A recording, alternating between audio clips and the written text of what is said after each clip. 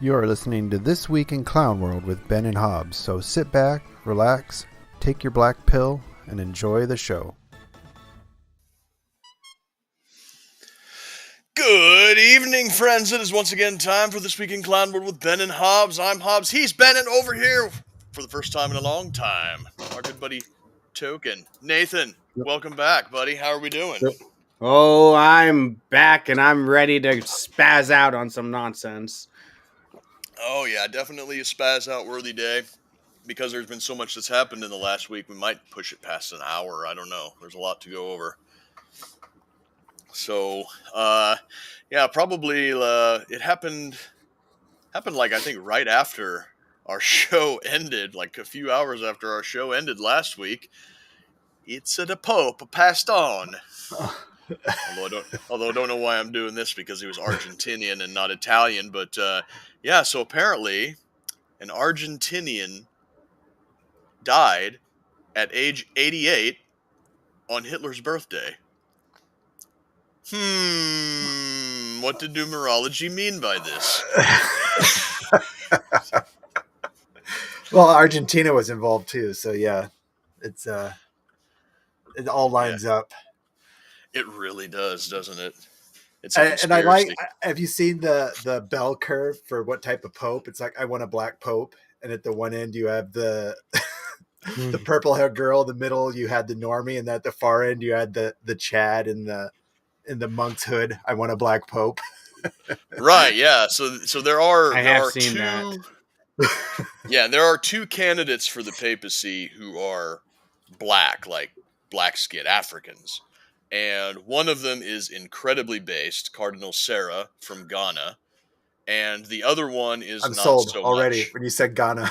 Yeah, it's like I want the Pope to be standing up in front of a Latin mass and look out at his congregation with just a scowl on his face and say, "Why are you gay?"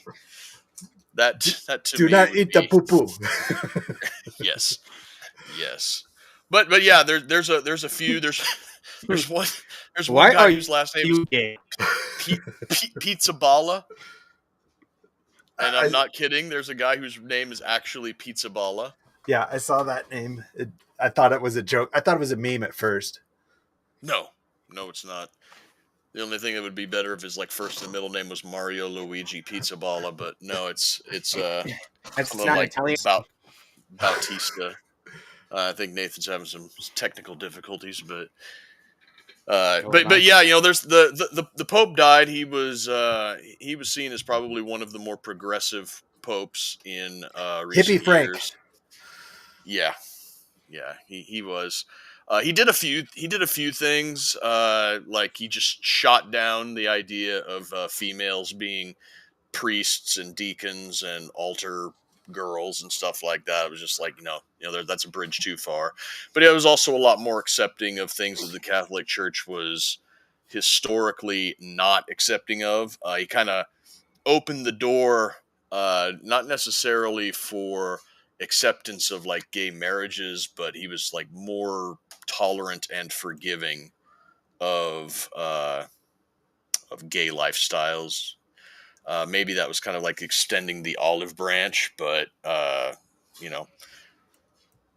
lot of people didn't like him as the Pope, we'll say. I'm gonna guess that the black popes don't have a chance. I mean, I can't imagine I don't know.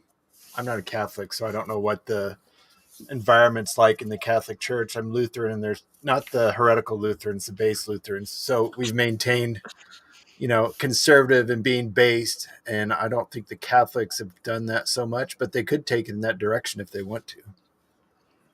Yeah, there seems to be kind of a Cold War style schism within the Catholic Church, where you have a certain segment of the church is going towards more of embracing the modern world and being more open to modern lifestyles and everything. And then you've got another subsect of the church, which, and this is mostly driven by younger millennials and Zoomers who are looking for purpose in life, that are taking a hard right turn into the traditional Latin mass and going back, trying to take things back into the traditional. And as it stands right now, the more progressive wing seems to be the elderly ones who are more in charge. But as church membership swells, and the people who are actually putting asses in seats in church tend to be those ones who are skewing more towards the traditional Latin mass, I think they're going to have to either see the writing on the wall or get pushed out. Yeah, it's been interesting. I know Nathan's a Christian. He goes to church every Sunday probably, but to see how the church environment has changed, um, from you had those people that were going to church just because it was a thing to do. Everybody went to church, so they went to church. Hmm. And you've gotten to the point in society where you aren't expected to go to church anymore. So a lot of those people have left the church. And for a while, there was a panic, oh my God, church attendance is declining. But no, it's turned out to be almost a net good because you have the people in church. It sounds bad to say that declining church attendance is good, but the people you have in church want to be at church. They have those solid Christian values, and they're not just there because their neighbors go to church or they're expected to go to church in society. Right. And I just wanted to acknowledge that we Well, have I mean, our I good think buddy over at Forward Observer watching right now. Hi, hi, Mike. But what you're saying, Nathan? well, I think a lot of the problems that churches in recent decades have they have embraced a lot of that modern liberal ideology and strayed away from their traditional roots. And really, when you get right down to it, what the hell's even the point if you're going to do that? Right? The whole point of embracing, right, a social aspect is, to get to be traditional, right? To have those values. If you're just going to be another wing of the modern left, there's no to you even existing, right? And I think right now we're seeing the Western world take a hard right shift in a lot of ways, right? Not just in the United States, but Europe as well. And we're going to see a lag for a bit, right? In government socially catch up, and while probably the church catches up. Because we don't want I'm not a Catholics. Who they elected Pope doesn't really mean that much to me. But the Catholic Church is institutions that shaped the world into what it is today, right? The world would not be what it is without the Catholic Church there. And it would be a real shame to see that just become another pawn of leftist ideology. And if they can take a right turn and embrace their traditional role in society again and actually have a purpose instead of following leftist trends, there's a lot of people in the modern world who don't have any purpose in life. That modern society has stripped them of that. Strip them of the ability to have a good job. Strip them of the ability to afford a house. Strip them of the ability to have a family. Right? Saddle debt, not personally and from the government. Saddle them with high prices. Saddle them with inflation. Saddle them with all this shit in the and they need something solid to embrace, to run to give them meaning, right? And whether that's Christianity in general or the Catholic Church specifically, I think religion in the West is going to play a very important role in the future. And this opportunity right here to embrace those traditional values and be what they're meant to be. Yeah, and it seems like those cringy millennial churches are not popular at all with Zoomers. Yeah. Hey, Ben, are you getting like weird lag on A little Nathan's bit of end? lag Oh on Nathan. no, You no. might just try killing your video, and I'll put something else up. I'll put like a Husker image up there. Try killing your video, and we'll see if that improves your lag. Just shut your camera off on your end. Yeah. So anyway, yeah, like he was saying, I think that part of what really is drawing a lot of people in is that we've had in the past, few decades this sort of onward march towards modernity that it's giving people a lot of comfort, like physical and material comfort, but at the same time it's giving people a life that seems to be devoid of purpose. And when you look at these ancient institutions like the Catholic Church, and a lot of Protestant churches are like 6, 7, 800 years old, then part of what draws people who are looking for purpose into these institutions is their sense of permanence. Mm-hmm. The idea that this thing has stood the test of time for, in the Catholic Church's case, 2,000 years. There's not a whole lot in the world that can say that it's existed for over 2 millennia and has largely remained unchanged or changed very little. And so when you have these people searching for purpose, what better place to look than an institution that's been around for 2,000 years? And I think that when a lot of these people are seeing more progressive leaders like Pope Francis lean into the modern world and kind of eschew the traditional mass and eschew the traditional trappings of the Catholic Church, instead of leaning into the traditions that have kept the Catholic Church around for as long as it has been, then they get kind of disillusioned. Or in the case of some of these newer people that are coming into the church, they're pushing against that even harder and demanding the ancient traditions and the old ways to come back into a resurgence. Well, it's not even necessarily that. I mean, the church I go to is more traditional than one of these millennial churches that you see today. But it's not like Catholic Mass, But it's real. It's genuine. The people there really believe in something, right? And they don't bow down to modern trends. And that's really what like you go to some of these churches today, it's just a concert hall. Like I went to one not too long ago, and they were having baptisms off in the corner while the band's playing, and you couldn't even see any of the baptisms. Like, guys, this is an important thing. Like this is really important right here. Like I don't go to one of those churches that believes that you're not saved unless you are baptized, right? But it is still a very important symbol of giving yourself to Christ, and to have it off in a corner, right, while the band's playing and no one can see it. It's like, what are you doing? You're kind of missing the whole point here. Like, if you came here to listen to the worship band, then you're not here for the right reasons, and you're gonna skip out as soon as you can, right? So don't do that. Put it on stage for everyone to see. Let everyone celebrate with you. Don't be one of these freaking cuck churches that is just an excuse to have a big band and a light show or whatever. Right. Right. When you start taking something that's as everlasting as church, and you start dressing it up in the modern trappings with like a band that's playing more modern music, that's basically just pop music with Jesus inserted into it, like the Hey Kill. Yeah, you're not making church better, you're making rock and roll worse.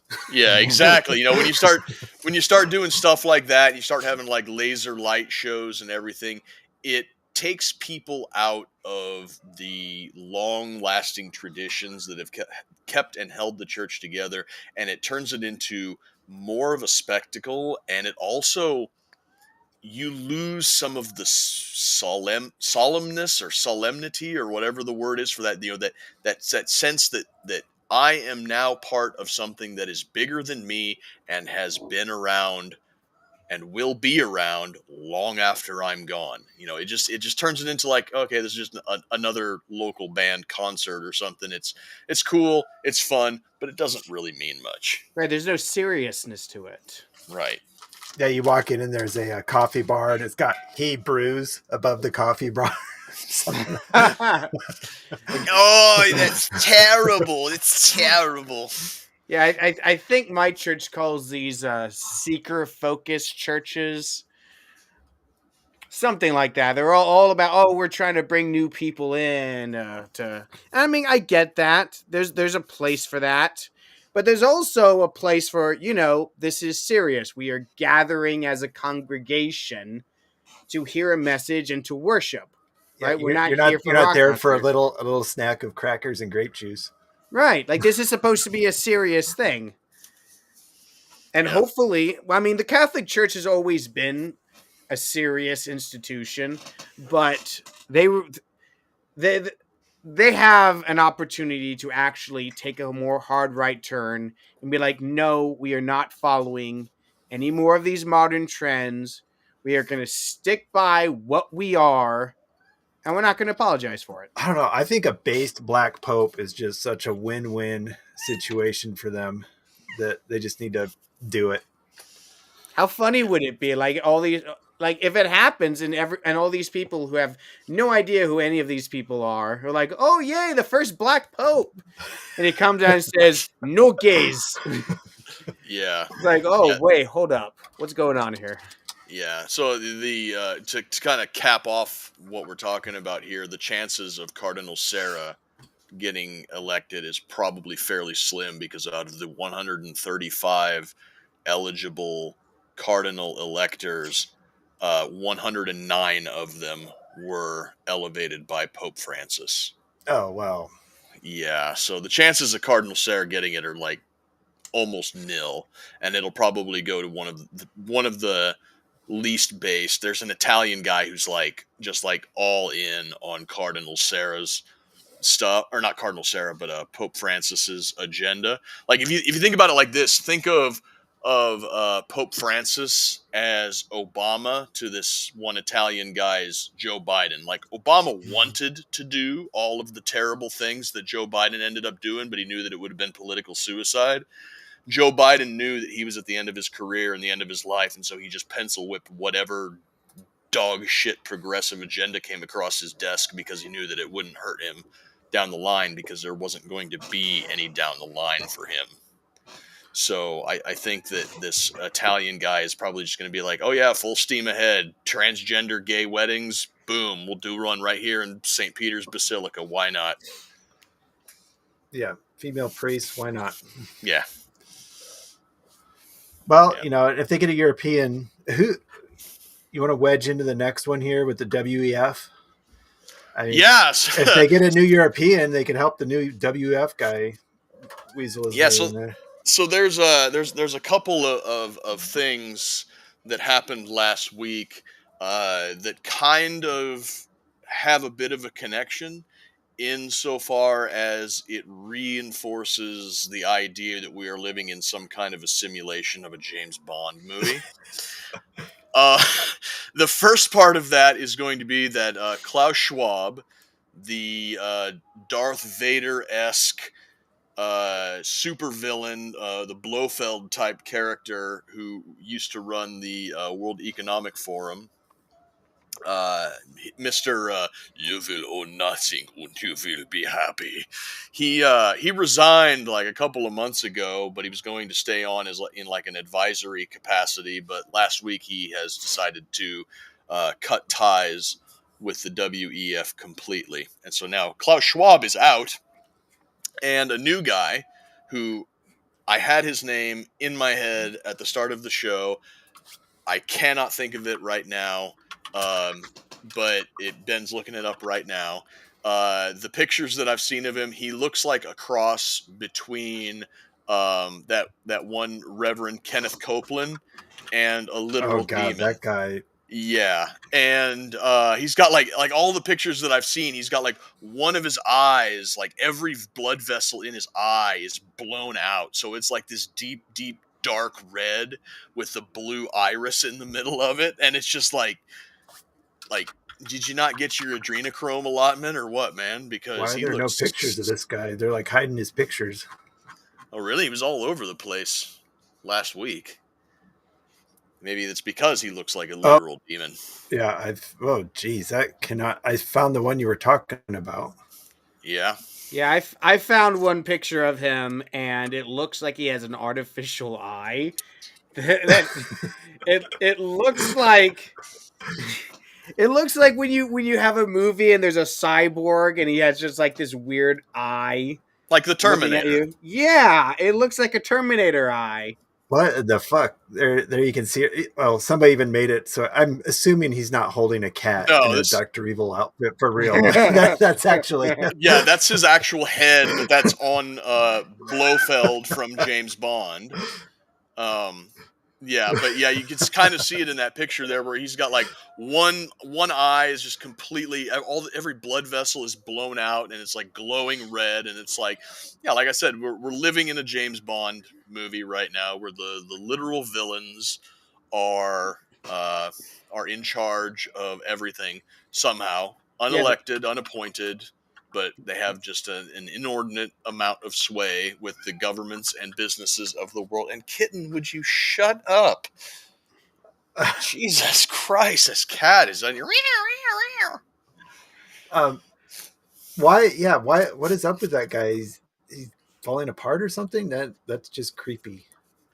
Well, you know, when you're ugly inside, it kind of And manifests where did this guy? Where did outside. this guy come from? Have you seen anything about him?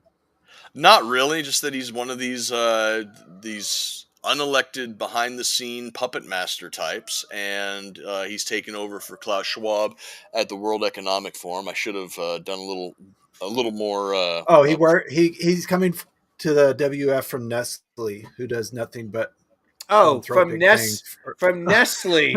Yes, Might the as- people. What? People No one from Monsanto was available. Nobody from the Waffen SS could be reached for comment. No, it's yeah. Ness. That was right. That was what I heard Like that set me off. Like no one from Raytheon's board decided to take the job. There's Yeah, a Nestle. there's a great quote of him here. He's talking about how water should be privatized, just like any other food stores. Yeah, that was the thing that Nestle got in trouble a long time for. They were like taking the water out of the river and bottling it, and people were starting to like their wells were drying up, and they couldn't irrigate crops. And he's just like, well, it's my water now. I bought the land upstream. It's my water, and if you want it, you can buy it from me. It's like, The China strategy. I like it. yeah, exactly. So, so new boss, same as the old boss. A little less overt, but a whole lot more creepy. So what? Alex Jones must have just been all over himself on this. He's the one that thinks Klaus Schwab was the ultimate bad guy behind everything. Yeah. He was on this quite a bit, but with all the other clowny shit that was going on this last week, it kind of fell through the cracks because moving on in our list of crazy shit that makes us think we're living in a James Bond movie, the UK government is going to experiment with blocking out the sun, because if there's one thing that Great Britain has too much of, it's sunny days, right? Like this is how the world ended in the Matrix, isn't it? Like they blocked out the sun. That's the whole plot of the movies. Yeah, they blocked out the sun to keep the machines from powering themselves with solar energy. But no, of course, this is some. Maybe this is actually based then. Maybe they know that the new guy in charge of the World Economic Forum's a robot, so they're like, shit, this is the only move. This is what we got to do. Well, it's interesting because part of their net zero plan is to push everybody towards renewable energy, which includes solar panels in one of the countries that has the fewest sunny days of the year. And then right as they're starting to invest, I think it was 250 billion pounds nationwide to start putting solar panels on places, then they turn around and they say, hey, let's spend 50 billion more pounds to conduct experiments on whether or not injecting high altitude stratosphere aerosol injections of barium salts, aluminum oxide, and other reflective chemical nanoparticles is going to be a good idea in order to perhaps block some sunlight out to stop global warming. Look, because reasons. I'm sorry, but the UK is not a real country. The UK is just a clown show right now. Now, look, I understand America has a lot of clownishness going on. We've had a lot of clownishness going on for there's just a fundamental unseriousness to the world right now, right? Hence the name of the show. But the UK has got to be one of the most clownish countries to exist right now. And I don't understand this country. This is a country with hundreds of years of democracy, and at the end of all that, all their parties are exactly the same and do the exact same things. And it does not matter if you vote conservative or labor, they're all fucking clowns. They're all retarded. They all do the same exact thing. And then you look over there like, oh, well, they got this new reform party. Maybe that'll be good. And then you look into this to Nigel Farage, and he's a damn cuck too. Like there is literally no party in the UK that, embraces the sort of values that they need to embrace in order for their country to continue to exist for another 100 years. It is absolute buffoonery. And this blocking out the sun thing, first of all, it's not going to work. They're going to spend $1 trillion on it and nothing will happen, because that's the way all these government bondoogles actually work. Right? This is just a thing to give money to the scientists who were so useful during COVID and did all the right things and knew all the right things and gave all their awesome expertise, totally didn't screw over the world. Thank you, experts. But they're just going to give the money to these people and they're going to do absolutely nothing with it. Best case scenario, they just launder the money. Worst case scenario, they actually do something with it and it works. Worst case scenario, they actually managed to blot out the sun. Yeah. One of the rare instances where you want the government to actually waste your money instead of accomplish what they're trying to do. Because I used to like Nigel Farage. He used to say a lot of good stuff, and that's the problem with Nigel, is that he said a lot of good stuff, but when the rubber meets the road, he's no different than any other UK politician who is so terrified of being called a racist that they will let people walk all over them. He's a cuck. He's a cuck. Yeah, he's part of the suit and tie, tea and dinner crowd that sees accusations of racism as the very tippy top of terrible things that you can be. Protecting a gangs of rapists, no problem, but you call those rapists out and they'll call you a racist, and you'd rather be a rapist than be called a racist over there in the UK, is this new saying that's kind of taking hold over there. There are a few, silver linings. There are a few UK politicians that are starting to push back and are gaining a little bit of ground. Guys like Rupert Lowe and Ben Habib. Both of these guys were members of Reform. Both of them were saying the right thing until they got pushed out by Nigel because they were starting to get more famous than Nigel. And that seems to be something that is Nigel's MO throughout the year, is that personally at this point I'm starting to think that Nigel Farage is a containment operation in and of himself, because if you go back through his career over the past 20 or 30 years, he seems to build these parties and they get a right-wing populist coalition together, and he kind of like corrals all of these up-and-comers in the right-wing populist space, and then he just like sits on them like a hen with a clutch of eggs, and then as soon as those eggs start hatching, he crushes them. Some scandal comes up, or some news article comes out that makes these people bad, and it's like Mother Hen Nigel smothers the baby before it's born. That would actually make a ton of sense. Because the thing that you need to understand about English politics that's really different from American politics is it's very class-based. Yep. Right? We have classes in the United States, but it's nowhere near as explicit as it is in England. Like in England, they see themselves as working class, middle class, or upper class. And this is a very stratified thing. There's hundreds of years of history behind this, and Nigel is an upper class individual. And upper class individuals are supported by cucky middle class people who are all so deathly afraid of being called racist that they'll give their country away to foreigners. They see the very idea of having an English first policy as bad, even though they live in England. Like, if any country, like, no one would ever call the Armenians racist for prioritizing Armenians in Armenia. Nobody would ever call the Bulgarians racist for prioritizing Bulgarians or in Bulgaria, or Libyans in Libya, or any other country like that. But when you get to the West, oh, we want to have a policy that prioritizes our native population. Oh, no, that's racist. You can't do that. No, you got to replace the native population with millions and millions and millions of foreigners and cater to their needs and ignore the needs of our own. Because you know who's being ignored is working class individuals. It's people in that lower rung of the ladder. Right? They're the ones who are calling out for immigration reform. They're the ones calling out for remigration. Right? They're the ones calling out for an end to these stupid policies.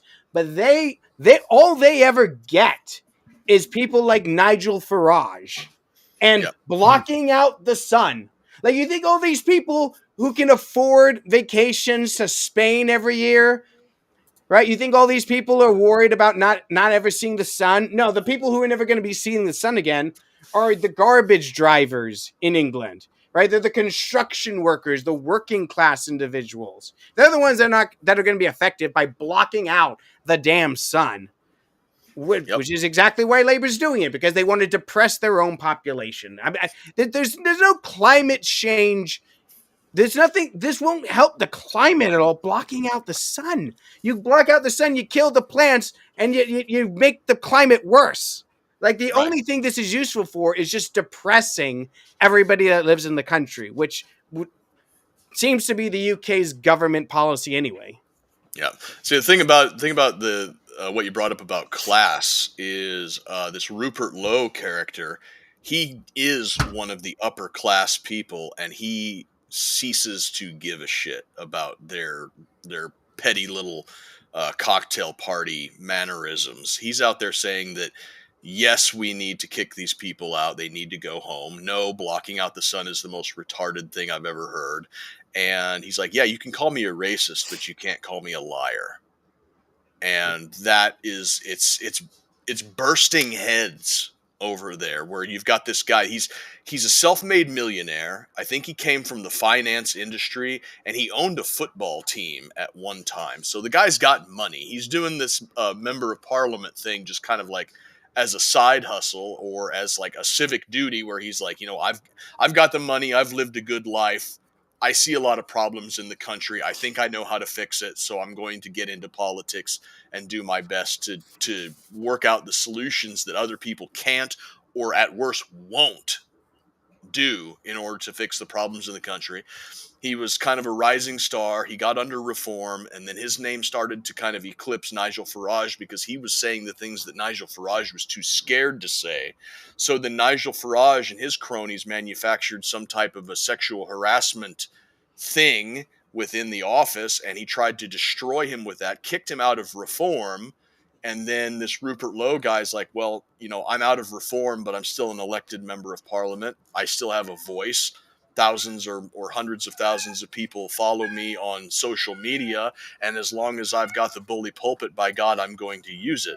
And so he's out there. Like, I follow him on Twitter, and I read some of the things that he says, and it's like, when I read some of the things that he says on Twitter, it would be kind of shocking if 2015 Donald Trump said them. That's how not give a shit Rupert Lowe is. He's out there saying, like, yeah, not only do the illegal migrants have to go, but a lot of the legal migrants have to go. A lot of the so-called asylum seekers that have come here did not come from places that are actively at war, and they've got to go home. They are making this country bad. Most of them are sponging off of the entitlement state. If you go down any street in any decently sized city, it looks like downtown Baghdad in 2003. There's trash and rubble all over the place. The garbage collectors can't keep up with everything that's going on. Crime is through the roof. Women are getting raped in the streets. Police can't handle things. It's like everything is falling apart. And the only reason that it's falling apart is because we've let in a huge swath of foreigners from places that do not have compatible cultures with our own, and they have got to go home. It's not just that the police won't do anything. The police will actively suppress the native-born population. Yes. Because the individuals that they bring into their country are wards of the state. They are dependent upon the state, which means they are not dangerous to the powers that be. The people who are dangerous to the government are the native-born population, which is why they get suppressed, which is why when they riot, they get put down. It's why when they speak up, they get demonized and get cold races. It's why when a father of a girl being trafficked and raped by gangs of foreigners goes to the police to try to get his daughter back, he gets arrested. That's why. Yep, I've been following the podcast of the Lotus Eaters very strictly on Rumble, and I've also Carl Benjamin Sargon of Akkad has started posting to his Akkad Daily YouTube channel more frequently again, and so I've been listening to him a lot on the UK politics and a lot of the things that the politicians over there are doing. And the more that I listen to it, the more I get the impression that what's going on in the UK is a social experiment to see how far a government can push its population in a humiliation ritual before the people start stacking bodies. The cuckening. Yeah, how far can we push them before they push back violently? And I between things like, we're going to experiment with blotting out the sun and all of this other just batshit insane things that are going on, I personally think that I'm onto something when I say that it's a social experiment. How far can we push these people before they push back violently? Well, they pick like the most polite people in Europe to test it on, probably. So I guess that would be a good test. Mm-hmm. Right. So the thing is like, one of the big deals that they have over there are hate speech laws. And I said this in our shit posters group chat the other day, that the existence of hate speech laws is for the express purpose of ensuring that groups of people do not suffer gross offense. You can't hurt anybody with your words, but you can offend people with your words. So the question becomes, when you have a hate speech incident where both parties are suffering an offense, then what is the criteria that the responding constable uses in order to determine which aggrieved party's offense takes primacy over the others? Like, for instance, let's say that a group of Free Palestine protesters are marching in the middle of the street, in the middle of town, waving their flags and having their signs and screaming at the top of their lungs and just kind of trashing everything. And a guy on the side of the street says, like, this is England. What are you doing? This is actually something that happened recently. He's like, you're in England. What are you doing? And a cop came over and was like, well, you can't say that. That's a hate speech violation. Well, he is offended that this group of people is clogging up his street and trashing his town, advocating for a foreign conflict 4,000 miles away. The people in the crowd are offended that he's got something to say about it. So what is the criteria that this policeman is supposed to use to determine that the people in the crowd's offense takes primacy over the local population's offense that their town is being clogged up and trashed? And where do the police go for that official policy? That is a question that needs to be asked of these metropolitan police departments, because if they cannot answer it, then their whole argument for these hate speech laws falls apart. But if they can answer it, I think that is where you're going to see the real scary thing come out, where it's like, oh, well, it's always the minority population, the Black, Asian, minority ethnic, or the BAME, as they call them. It's like their offense always takes primacy over the white working class English. And at that point, you have to turn around and be like, why? Why does their offense take primacy? And the answer is, whether they'll admit it or not, it's because the BAME population is prone to violence once they get offended. You offend a white working class Englishman, yeah, he might throw a punch, you might wrestle around a little bit, then you get up, you shake hands, you go down to the local pub, and you have a pint together and water under the bridge. You offend a group of Free Palestine protesters, they burn your fucking city to the ground. And that's what they don't want to admit. Now, this would be perfect reason. This would be the perfect reason if they were so inclined to say, yeah, we're not importing any more of these people. And in fact, if you're a foreigner in this country and you're doing this sort of stuff, we're going to send you back to where you came from. Because this is England, the land of the English, yes, and they ought to be the priority. But that's racist, you see. It's racist to prioritize your own people. And this is what really this is the great divide in modern politics today. Who is the priority in your country? Like when people say America first, what does that mean? Well, to me, it means that whatever policy this government has, the intent of that policy is to benefit Americans first and foremost. Like immigration, what should the priority in immigration be? Should we be thinking about the well-being of the immigrant first, or the well-being of the American citizens first? Right. Now, this could go either way policy-wise. Maybe more immigrants benefits the American citizen, or maybe less immigrants benefits the American citizen. Maybe more work visas benefits Americans, or less visas benefits Americans. But the priority ought to be those who are American citizens first. Whatever the policy may be, you argue from that standpoint. That's right. What it means. And it should be that way. It should be that way in every country. Every country should do what is best for their people, not some other country's people. Yep. Right? Right. And, America first, or, if you're a Mexican, Mexico first, or a Canadian, Canada first, these things, they don't necessarily, America first doesn't necessarily mean America only. And you can take an America first policy without getting xenophobic and jingoistic about it. You can take an America first policy without explicitly being antagonistic towards every other country in the world. And I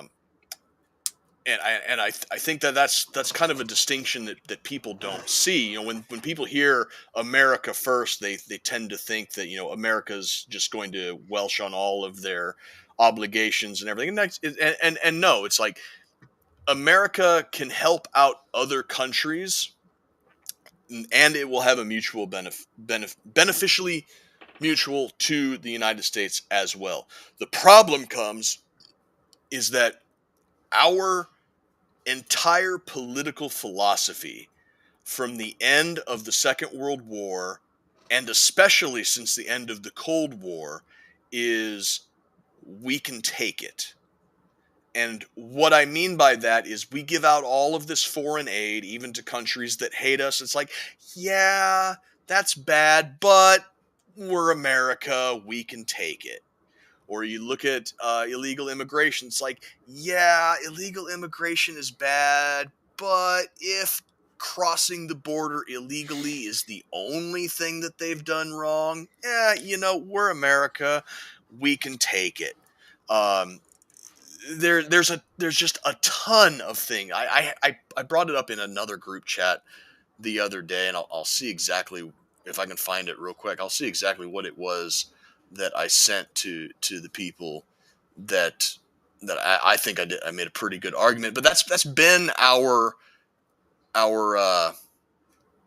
policy for the longest time. Oh yeah, the other thing that I brought up was the tariffs that is on everybody's mind right now. It's like, people see that Donald Trump is trying to tariff all of these other countries, and they see that as like some sort of a weapon, but they're not taking into account that all of these countries have been levying tariffs on us for decades now.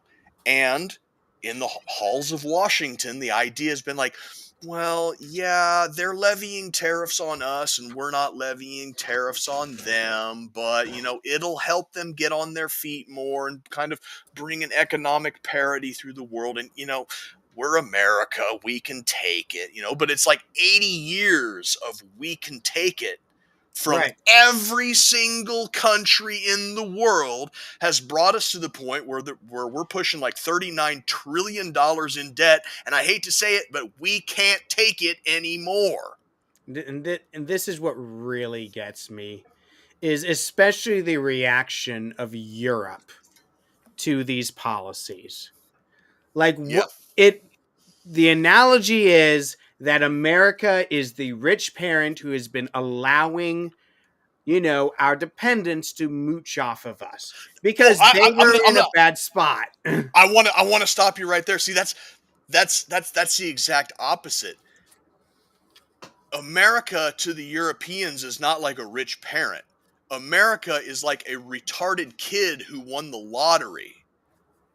Europe sees themselves as like so much higher and sophisticated and elevated above Americans. We're just their dipshit piggy bank. We're Britney Spears to them, and they're Britney's parents. Yeah, pretty much. They see themselves as this sophisticated, enlightened, cosmopolitan society, and the Americans are just like the fucking Beverly Hillbillies that fell ass backwards into money. And we just have so much that we don't know what to do with it. So, I mean, if you've ever watched the Beverly Hillbillies, it is really like the perfect example where they have all of these like these simple country folk have more money than anybody in the area, and they've all, every episode is like some snake in the grass that's coming into their lives trying to steal some of their wealth away from them. And because it's a comedy, they always end up coming out on top in the end. But that's Europe. Europe is like the sophisticated debutante class that's coming into the Beverly Hillbillies mansion. And even though they've got much, much, much less than Uncle Jed and his family, they still like dress nicer and carry themselves with poise and sophistication. And it's not just that they have less, it's that they're dependent on us. Yes. Right? These are rich countries. These are countries with a lot of money, a lot of history, a lot going for them. And they choose to be dependent on the United States. And they see that largesse that we have been giving them since the end of World War II as their due. They see it as something that they are owed. And you're right. They look down on us for all this. They look down on Americans and our measly 300 years of history and say, our country's been around for 1,000 years. What are these rubish Americans? They have the gall to say that America has no culture as they wear our clothes and watch our movies and listen to our music and have our soldiers defending their borders and our air forces patrolling their sky and our nuclear missiles providing cover for their nations. They have the gall to turn around at us and cry when our vice president goes up to them and says, you're not living up to your values. You're not living up to your end of the bargain. You need to embrace free speech. You need to actually allow democratic processes to go forward even when your guy loses. And you have to pay for your own damn military. And they cry when they hear this. These people cry and they say, America doesn't have our back anymore. America isn't our friend anymore. Woe is us. Woe is us. And it's like, no, you have been living under our protection for half a century. You have been living under our economic umbrella for half a century. It's time for you, our parents, the people that we came from, to leave our house and take care of your own damn bills. Yep. I think and their reaction to that is just so infuriating. Yeah, it's one part arrogance and it's also one part resentment. And Because like you said, they're desperate too. They Right. know that they need us. Yeah, it's resentful because, like you said, their civilizations are 1,000 or more years old. Ours is 250 to 300 years old, and we've accomplished so much more in less time that they're like, oh, those Americans. Everything always comes up America, right? But yeah, they're dependent, they're desperate, they're arrogant, and they're resentful. Well, I've said multiple times, they're like what do they bring to the table? They don't bring anything to the table as far as an ally. No, they are nothing but liabilities and no assets. Yep. So that was pretty fiery.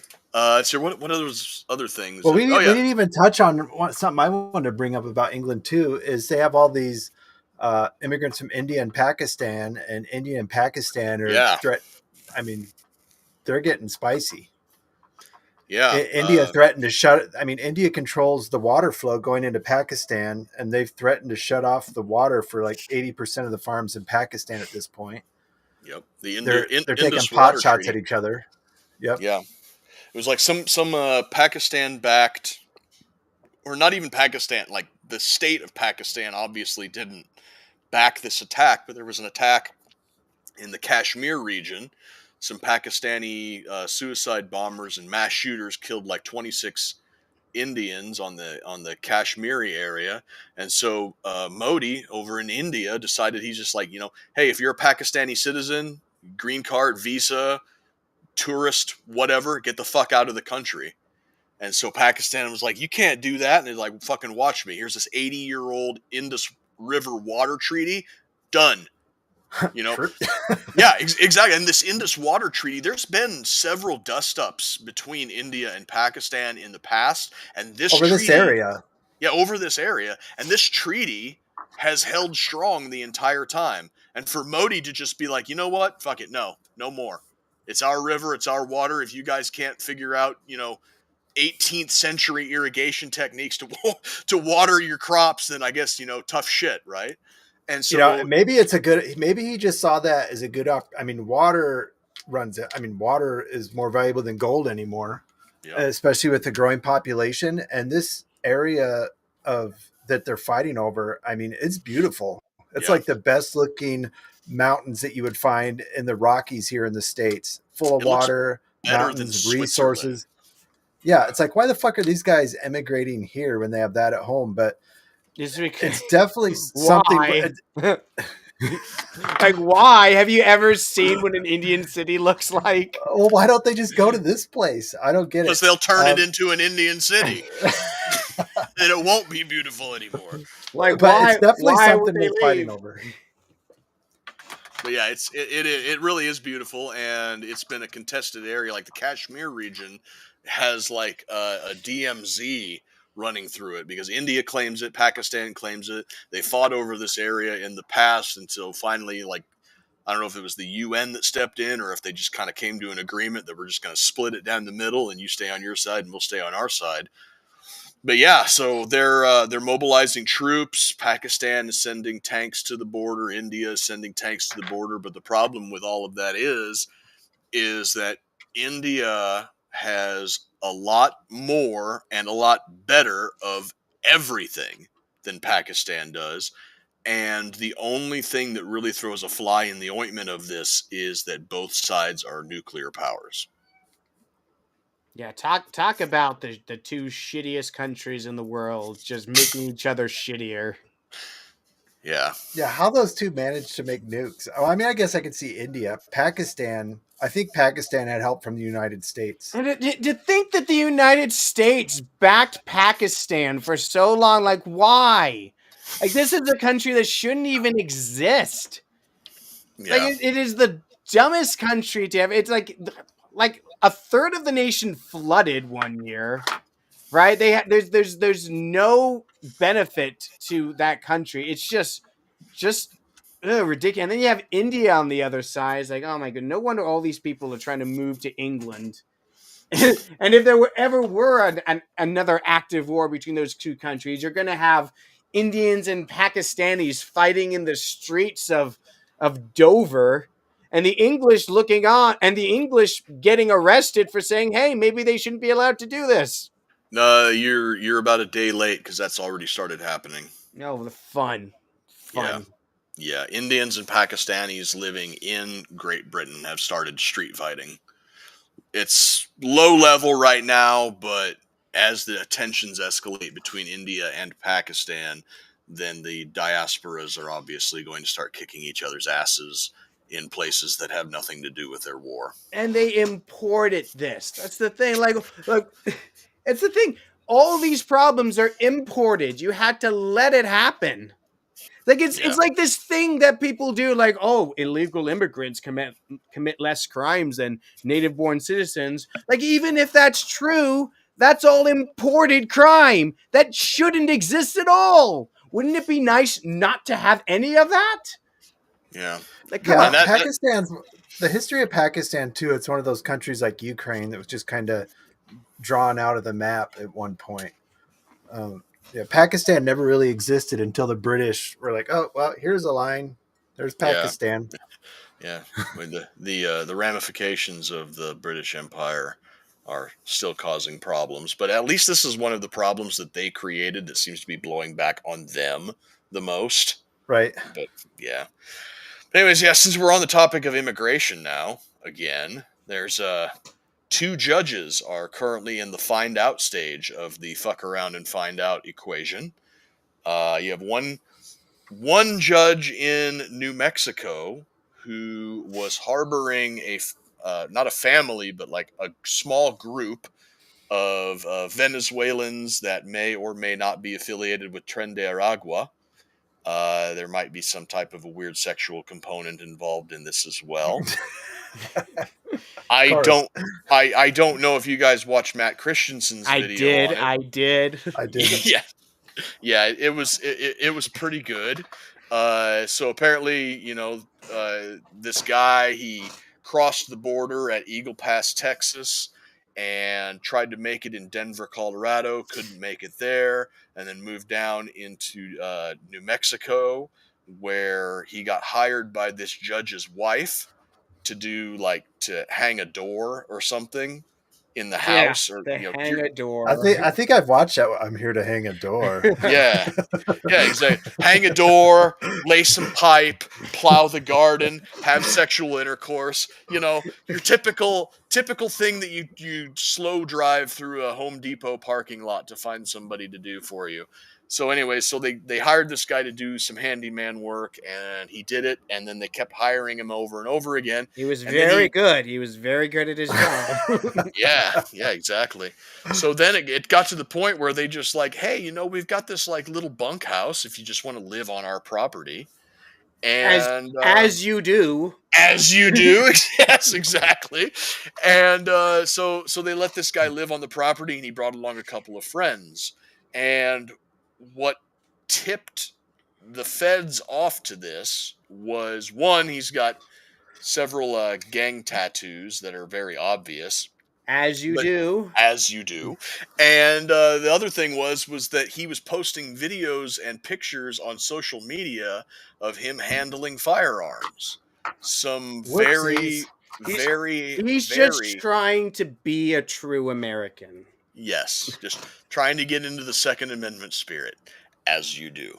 And it was some very high-end firepower, too. I noticed that when I looked at some of these pictures. And I didn't put them together because I don't know anything about this person, but apparently some eagle-eyed coomers who are fans of Call of Duty kind of put some pieces together and noticed that one of the guns that he was waving around was configured rather distinctively. And so they trolled some social media, and they found out that I don't know anything about this girl, but apparently there's an Instagram gun bunny influencer who goes by the handle of April Nicole. And I guess she had a deal with Activision and was the the character model for a new skin in the newest Call of Duty game. I think it's Warzone or Warzone 2. But yeah, she's a model and a gun bunny, and people were like, "Hey, that's April Nicole's rifle." And it turns out that April Nicole is actually April Kano, the daughter of Judge Kano, who is harboring these TDA members. Whoopsies. So, oopsie poopsie. Looks like April Nicole got all of her guns confiscated. No. And so he was hanging up the door to her room too, is what you're saying. Yeah, I'm starting to think that there might be some weird chair in the corner activity for Judge Kano. I was just about to say. Door hanging, swinging doors, swingers. It's just a jump. Yeah, exactly. It's like, just it's not too. You don't have to jump too far. Yeah. But yeah, so that was one judge that got caught, and then there was another judge. Maybe it's in Colorado, or maybe Colorado. I don't know. But another judge who was actually like in the middle of a courtroom procession for an illegal immigrant, and then she called a recess, and while they were at recess, she ushered the illegal immigrant and his lawyer out the back door and said, "Run away." Just go, run, flee. Be free, be free. Because that's what judges are hired to do, right? That's what they judge. They just let the defendant flee the courtroom. Yeah, so she got arrested for interfering in a deportation case and obstruction of justice, and her mugshot is pretty funny because she's ugly crying really, really badly. And so that was that fun little thing there. She's definitely in the FO phase. These people all think that they're hiding Anne Frank. That's what's going through their minds. Yeah. Like, I am a white savior. I'm going to hide these poor minorities in my basement or my bunkhouse or my daughter's room, wherever they may happen to be. And I am just if I was in Nazi Germany, I would be hiding Anne Frank right now because I am such a good person. That's what all these people are thinking. And I'm just so glad that they're getting caught doing it because it's just so hilarious to me. Yeah. And if you go on Twitter and you look at some of the leftists' reaction to this, they're like, "Oh my God, the Trump administration they're arresting judges. We have reached fascism." It's like, well, harboring a criminal is a crime in itself. It has been forever. Apparently we reached fascism like a decade ago, so whatever. Who cares what these people say anymore? And the newest story that's come out that's designed to pull at your heartstrings is the apparently a 2-year-old girl who was born in America, thus making her an American citizen, was deported to Honduras today. Now, what they're not telling you is that the little girl was not, in fact, deported to Honduras. Her illegal immigrant mother, who has sole custody of her, was deported to Honduras and took her with her. So, yeah.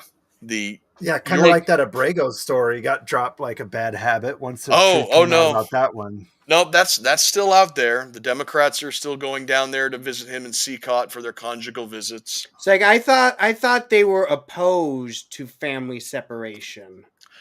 See, yeah, that's the thing. We talked about this Kilmar Obrega guy last week, and I forgot to bring up the fact that his family, his wife is a U.S. citizen, and his kids are U.S. citizens, and he's an El Salvador citizen, but the thing is that El Salvador has recently been reclassified by the State Department as being safer than virtually every single EU country except maybe Poland.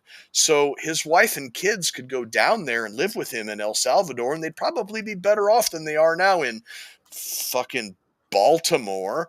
So It's amazing what happens when you put your criminals in jail right. and you keep them there. Amazing. Exactly. Who would have thought? Who would have thought that that could work? Like it's so funny to me, this El Salvador situation, because El Salvador was El Salvador was the Haiti of Central America. It was an absolute shit show. Like the crimes that would go on in that country would just make you weep when you hear them. It was awful. Yep. And they fixed it. They Yeah. fixed it.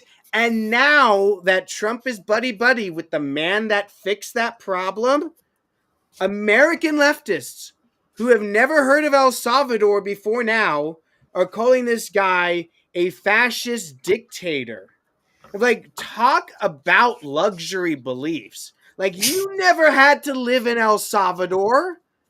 You never had to freaking have your son murdered by gang lords and your daughter kidnapped and trafficked. You never had to live through that. And now here you are from the safety of America calling the guy who fixed their country a dictator for fixing it. Amazing. Yeah, and the thing that makes it so easy in El Salvador is that all of these gang members advertise who they are. They put like MS-13 across their forehead or something. And it's not like you can get away with doing that if you're not that, because if you're not a member of MS-13 and you try to put the tattoos on yourself to, like, you know, gas yourself up and make yourself tough, MS-13 will fucking kill you. Like, they do not abide a poser. So it's really easy for, one of the last things I wanted to talk about tonight was the whole definition of due process and how that's being thrown around a lot. The MS-13 guys with their tattoos, like every tattoo that they have tells a story if you know how to decipher it. Like this one says, you know, that I raped a girl. This one over here says that I murdered a family, or, you know, whatever. You just have to know what the tattoos mean. They're as good as a written confession. Maybe even better because they're permanent. And they are essentially signed off on by witnesses, because you have to have somebody else put the tattoo on you. So this is like, the tattoos on these MS-13 guys are basically corroborated evidence, Right. written in their skin. It would be as if you caught an SS guy with SS tattooed on his arm after World War II. Like, okay, that's enough. That's all the evidence I need. Right. Yeah, exactly. And the fact that we have people crying about due process here in this country, I think that the phrase due process is getting thrown around a lot without people fully understanding what it actually means. Due process means the process that is due, that is owed, given the circumstances. When you're talking about deporting an illegal alien, you don't need your day in court. You don't need to have, you know, pretrial detention and a discovery process and all of this other stuff. The due process for a deportation of an illegal alien is determine whether or not they're a citizen, send them the fuck home. That's something that could probably be done within an hour. Now, where things get kind of sticky is stuff like this Kilmar Obrega guy, where they got to add on whether or not he actually deserves to be locked up in CCOT, which is that prison down in El Salvador. That type of stuff does require a trial, because you are, you know, presenting evidence of any type of criminal activity or wrongdoing. But in that case, he doesn't need to be in this country. You just try him in absentia. present all of the evidence and everything, and then whether or not he deserves to be in CCOT or walk out the front gate back into El Salvador, his country of citizenship, the place that he lives, the place that's safer than Sweden, that all can be determined in a trial in absentia, or it can be tried in El Salvador. That's the thing. I mean, we sent him there. If he doesn't belong there, they can certainly let him out of CCOT. You know what I mean? Yeah, isn't that up to El Salvador? Like, we deport him, and then he's El Salvadorian. It's their decision, not ours. What the hell do we care if they put him in prison or not? Yeah, it all comes down to whether or not he committed crimes here or there. And if he committed crimes here, you try him in absentia, you inform the Salvadoran government, they keep him in jail. If he committed crimes in El Salvador, they put him on trial in El Salvador, and if he committed those crimes and is found guilty, they keep him in CCOT. Either way, he stays in El Salvador, and these judges that are trying to bully the Trump administration to send a plane down to pick him up and bring him back to this country, it's like, no, you idiots. Yeah, he tried to file for asylum because a rival gang is going to kill me. It's like, a rival gang? So you are in a gang in El Salvador. Right, okay. Yeah, why would another gang want to kill you if you weren't in a gang to begin with? Exactly. It's not how that works. It's all a bunch of nonsense. They just latch on to these stories. Maryland father. Look, there's the thing. Like, we know that he was an illegal immigrant. That's enough to send him home. Like, I don't give a shit whatever else you want to tack onto that. Send him back to El Salvador. He's not supposed to be here. Like, oh, he's a Maryland father. No, the fuck he's not. He's not from Maryland. He's from El Salvador. He is home. He is where he's supposed to be. Why am I supposed to sympathize with all these grandstanding politicians flying to the country trying to bring him back? Like, why? Why are we doing this? What is the point? This is stupid. The point is that the process is the punishment. These district court judges that are demanding trials for every single illegal immigrant that Trump and ICE are trying to ship out of this country, these are stalling tactics, these are delaying tactics, and these are just gumming up the works tactics. These district courts know that these cases are going to get overturned as soon as they bump up to the next level in the judicial system. They don't care. The process is the punishment. Gumming up the works as much as possible is the whole point to doing what they're doing. If they can delay a deportation and have ICE's lawyers in court fighting for, like, yes, this man is not a citizen of this country, he needs to go home, then that's what they'll end up having to do, because they have to essentially, waste the resources. And yeah, the government essentially has bottomless resources, and the people the people that are pushing these lawsuits also have bottomless resources. But the one resource that everybody doesn't have is time, and that's what they're doing, because the midterm elections can come around, and the time that they're taking pushing these bogus lawsuits, trying to keep people in this country or bring them back after they've been deported or whatever. The time that they're taking is the time necessary for their media mouthpieces to implant that idea in the mind of the American public that Trump is a Nazi, Trump is a racist, Trump is a xenophobe, he's kicking brown people out just because they're brown, or whatever stupid narrative that they're going to come up with in order to hurt the Trump and the Republicans at the midterms. That's all that it is.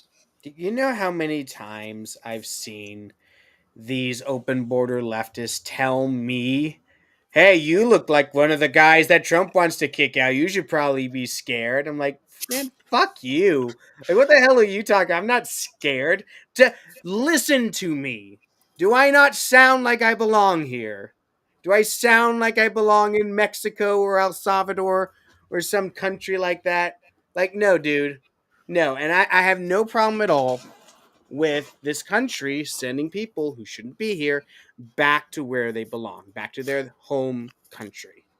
Yeah, I think that one of the big screw ups that Trump and ICE did is that they kind of broadcast that we're going to go after the worst of the worst first. And while that is a smart move politically, optically it makes it look really bad when you're sending somebody home who's like an illegal immigrant that gets stopped at a traffic stop or something, right? It's like, I thought you were going to go after the murderers and the rapists. Why are you sending this guy home? And it's like, well, he's an illegal immigrant, and yes, the only thing that he did was 10 miles over the speed limit or whatever, but it makes no sense to catch him, release him, and then have to go and find him again once we get all of the murderers and rapists and child traffickers and everything out of the country. It's like, we have him in custody now. Let's just send him home right now. And a lot of people seem to think that illegal immigration isn't a crime. It's right there in the name. Well, it's like if a detective is looking for a murderer and finds a thief instead, he's not going to be like, "Oh, well, go along your day. I'm not looking for the thief. I'm looking for him." No, he's going to arrest the thief. If a detective is going into a gas station to talk to the guy at the front counter about a murder, and a thief comes running out and bumps into him, he's going to arrest him. He's not going to let him go. That would make no sense. So yeah, okay, if they fall into your lap, send them home. Yeah. It's an arrest and a deportation of opportunity. I wasn't necessarily looking for this guy, but this guy fell in my lap, and I might as well just take care of the problem right now. And people, like I said, it's like people seem to have that, oh well, we can take it attitude. Oh, the only thing that they did wrong was cross the border illegally, and it's like but that's still a crime. So we got somebody over saying that we better be aware. Trump said, in essence, he'd deport us if we disagree. I don't, I hear stuff like that, and it's stuff that's taken out of context. Do you remember during the election when everyone was saying that Trump threatened to kill Liz Cheney and how bullshit that was? That's what I think of whenever someone says, "Oh, you got to worry. Trump's going to deport you if you disagree with him." Yeah, and he was going to put Liz Cheney in front of all. Except, no, that wasn't true. You lied about that. You made up nonsense. So whenever someone says something like that, I'm not even going to look it up. I'm just going to assume that you're Liz Cheneying this again. And guess what? Liz Cheney's still in the country. Obviously, she doesn't actually think that Trump was going to put her up against a wall, because she would have fled if she honestly thought that. So don't give me the, "Oh, well, Trump's going to deport you if you disagree." Like, shut up. No. Everybody lied. Everybody just cries about that promotional stuff. They were calling, like when they said Trump was a Nazi and it was the end of democracy. It's like, well, okay, he got in now and nothing's happened. Right. It's you don't understand. Democracy. He deported Maryland father. That is the fascism that they were talking about. So, we're arresting judges. Well, the judges committed crimes. They deserve it. Yeah, they deserve to be arrested, right? just for being a cuck. That one guy deserves it. All right, send him to El Salvador. Well, I think technically he can eliminate most of those judges if he felt like it, the positions that they're in. So, I mean, he could do a lot worse. Well, you have these judges. They have to they'll either resign or they'll have their judgeship stripped from them, and then it will be up to the executive to appoint a new judge to that position, and it'll be up to the Senate to confirm them. And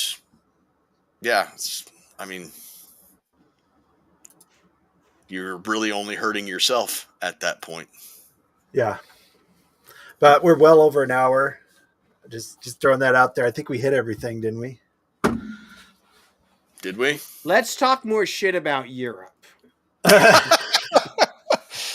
It's like, oh God, how much time have you got? Yeah. Where do you start? Nah, I think I'm good. I think I need to go to bed. I think we're God-fearing people, and we got church in the morning. There you go. God bless. But yeah, thanks for joining us, everybody. We went over an hour, so thanks for sticking with us over there on Rumble. YouTube was kind of dead tonight. Not sure what happened there, but thanks Rumble crowd for stopping in. We got some recommendations for stuff to check out from some of the viewers, so I might check those out during my long drives. You can find our stuff on roads at number2liberty.com, R2L podcast on Twitter. You can support us by going to alexjonesstore.com/R2L and checking out their stuff there. We get a kickback of what, 10%? 10%. TheAlexJonesStore.com/R2L. I just got my methylene blue in yesterday and turned my pee-pee green. So if you always wanted to have green pea, there you go. You can see that on the Roads to Liberty OnlyFans, by the way. the green pea. So thanks for joining us, everybody. We'll be back next week, and stay honky.